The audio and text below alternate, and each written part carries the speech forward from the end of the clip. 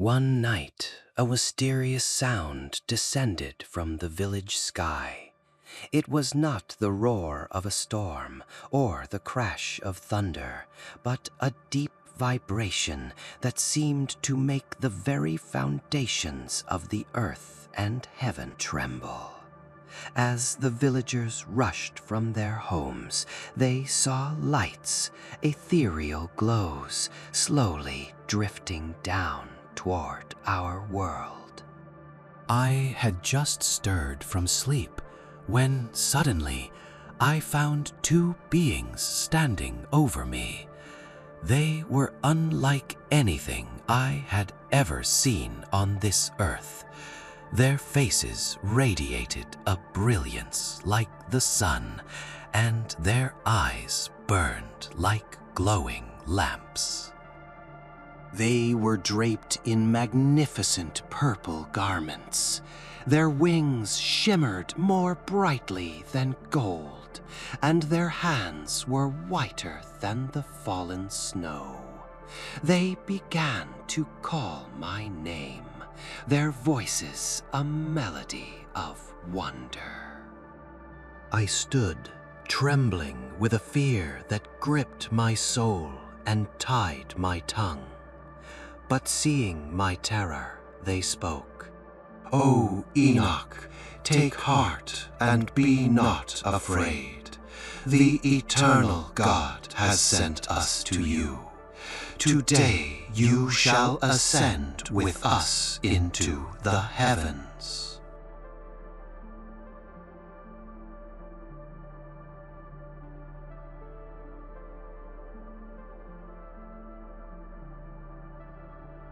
They commanded me to speak to my family, to tell my sons what they must do, and warned that no one should seek me until the Lord returned me to them.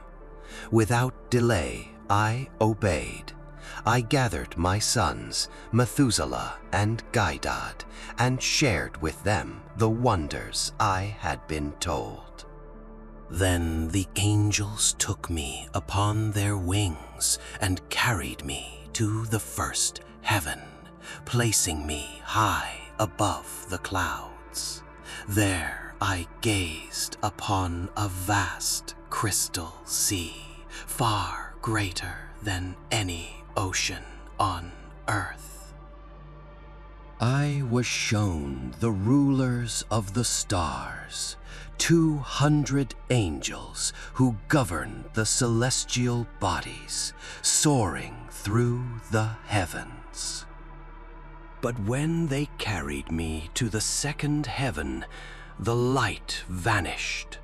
They showed me darkness more intense than any night on earth. There I saw prisoners held in gloom, awaiting the great judgment. When I asked why they suffered, the angels replied, "These are those who turned from God, followed their own desires, and were led astray alongside their princes who are bound in the fifth heaven." The angels carried me from that place to the third heaven. There I beheld a world of blooming trees, their flowers exhaling a fragrance so sweet it seemed to touch the soul. I saw every manner of aromatic fruit and the divine foods they provide. In the heart of this splendor stood the tree of life, a beauty so profound that no mortal tongue can describe it. It is adorned more magnificently than any created thing, bearing fruit in every season. From beneath its roots 4 springs flow, 2 pouring forth honey and milk, and 2 flowing with oil and wine. These celestial streams divide into 4 paths, drifting gently toward the paradise of Eden, between the realms of eternity and mortality. Here, every tree is heavy with fruit, and every inch of ground is blessed.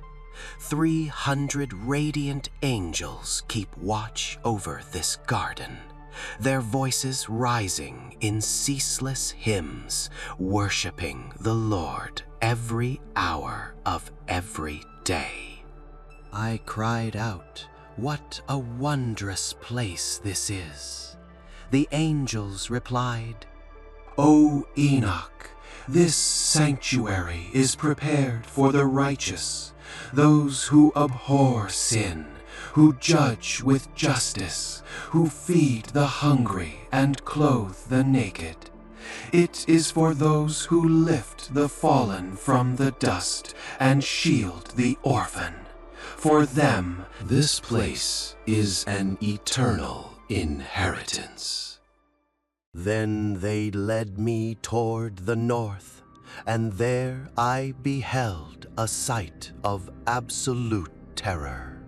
It was a place of diverse torments, shrouded in a darkness so thick it felt heavy. No light shone there, save for a murky, fierce fire that roared and leaped eternally.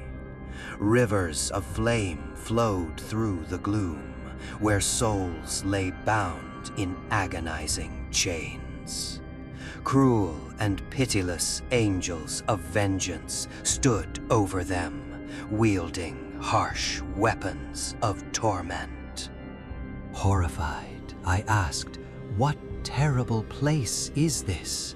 They answered, "Enoch, this is the inheritance of those who dishonor the Almighty. It is for those who commit unnatural sins on earth, who harm children, and who take pride in theft, lies, and malice. It is for the cursed who steal the life of the poor, who see the starving and withhold bread while hoarding wealth. It is for those who turn from their Creator to bow before lifeless idols that cannot see or hear. For all such souls, this darkness is prepared forever." Next, they brought me to the 4th heaven, where I observed the intricate movements of the sun and the moon. I tracked their paths and weighed the brilliance of their lights. They led me to the east, to the 6 great gates through which the sun rises in its ordered seasons, marking the hours and months of the year.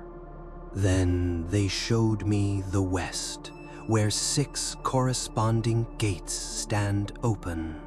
There, the sun sets after its journey of 365 days and a quarter that completes a full day every 4 years.